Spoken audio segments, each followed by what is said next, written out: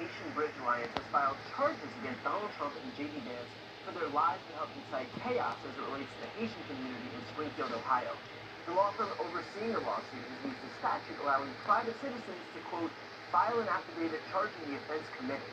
The charges that Donald Trump and J.D. Vance face include the following: disrupting public service by causing widespread bomb and other threats that resulted in massive disruptions to the public services in Springfield, Ohio, making false alarms by knowingly causing alarm in the Springfield community, by continuing to repeat lies that state and local officials have said were false, like yelling fire in a crowded theater, by spreading claims that they know to be false in the presidential debate, campaign rallies, nationally televised interviews, and social media, committing aggravated menacing and violation by knowingly making intimidating statements with the intent to abuse, threaten, or harass the recipients, including Trump's threats to deport immigrants who are here legally to Venezuela, a land they have never known, committing aggravated menacing by knowingly causing others to falsely believe that members of Springfield Haitian community would cause serious physical harm to the person or property of others in Springfield, and violating the prohibition against complicity by conspiring with one another and spreading vicious lies that cause innocent parties to be parties to their various crimes.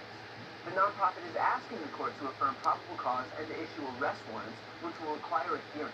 The law firm said that the charges, quote, stem from the impact of Trump's and Vance's baseless fear-mongering that legal Haitian immigrants to the Ohio town are eating their neighbors' pets. Quote, the Haitian community is suffering in fear because of Trump and Vance's relentless, irresponsible, false alarms, and public services have been disrupted. Trump and Vance must be held accountable to the rule of law. Anyone else who wreaks havoc the way they have would be arrested by now. There's nothing special about Trump and Vance that entitles them to get away with what they have done and are doing. They think that they are above the law. They're not. Their case will be made exponentially more difficult considering J.D. Vance effectively admitted on air that he made up the story about migrants eating pets because he was just that desperate to shoehorn the narrative of immigration into the political zeitgeist.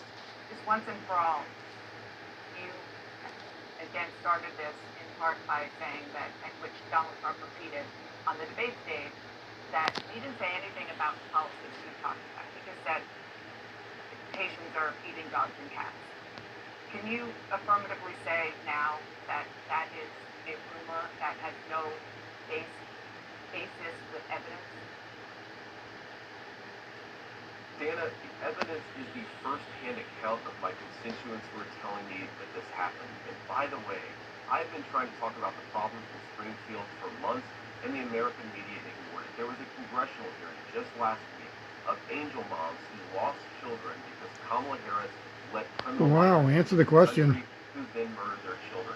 The American media totally ignored this stuff until Donald Trump and I started talking about it. Are you really fucking couches? If I have to create stories so that the American media actually pays attention to the suffering of, I have to create stories so that the American media actually pays attention to the suffering of the American people, then that's what I'm going to do, Dana, because you guys are completely Which people? Kamala Harris toast.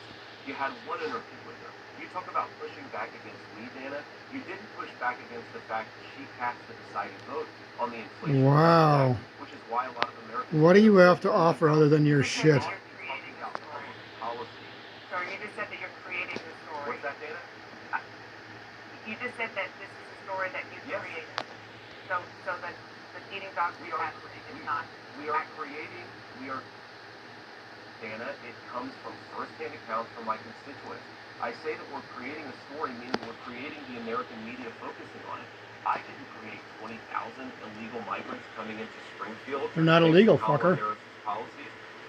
Maris Lasis.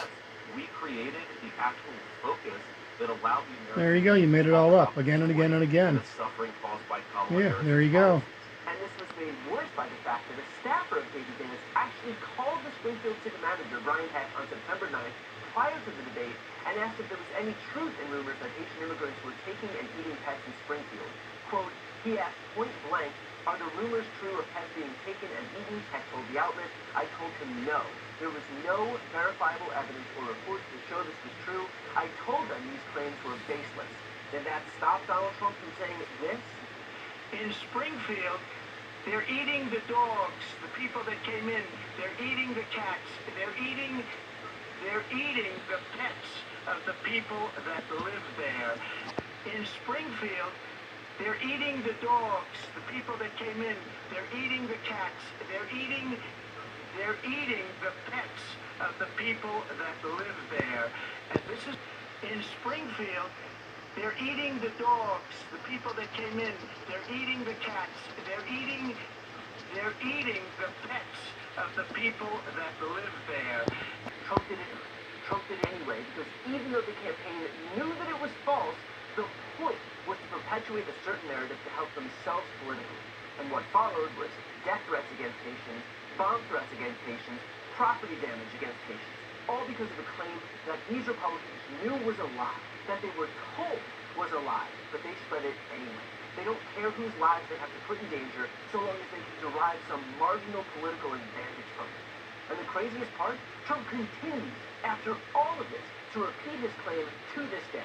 With 47 days until the election, former President Trump held a rally last night where he amplified false claims Hannibal Lecter. in Springfield, Ohio. And I'll take electrocution every time. in U.S. history. Grab him by the pussy. 27 days, less than 7 weeks out from Election Day, and the polls show that this race is still a dead heat nationally. Donald Trump holding a campaign rally on Long Island, New York yesterday. Former president telling his supporters he plans to visit Springfield, Ohio after amplifying... When Kim Jong speaks, his people sit up at attention. I want my people to do the same. Now, Springfield's mayor has warned against a visit from any candidate because the city has received at least 33 bomb threats. The threats follow baseless claims about Haitian migrants in the city eating pets. There have been more than a dozen threats made to public schools, hospitals, and city services since the presidential debate. That's their whole plan. Do you think Springfield will ever be the same? I don't think. The fact is, and I'll say it now, you have to get them the hell out. You have to get them out. I'm sorry. We need to get you out. About 1,000 miles out to sea. Can't have it. He speaks their minds.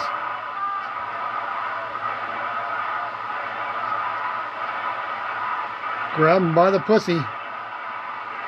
Grab them by their pussies. It's terrible. It's terrible to say. And He's not trying to fix anything, he's trying to entrench problems for his own personal... Inciting violence. Now, as for this lawsuit, I do want to be clear that the likelihood of it going anywhere is slim. It also remains to be seen whether citizen-led charges like this one in this jurisdiction have ever been used successfully.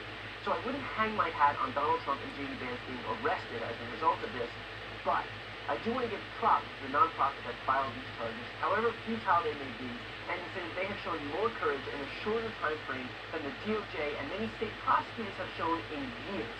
Trump's delay tactics notwithstanding, the fact that these prosecutions took so long to get off the ground after January 6th is a testament to the fear of Trump that has pervaded so many prosecutors' offices in this country. So even though this case is unlikely to succeed, Open some tall windows, some high windows, and let some fresh air in. credit for recognizing that dangerous behavior shouldn't be ignored. If more prosecutors acted with the urgency of these groups, I can guarantee you that Trump wouldn't feel so emboldened to commit criminal activity with the ease. Take away his Secret Service protection, see how tough he is.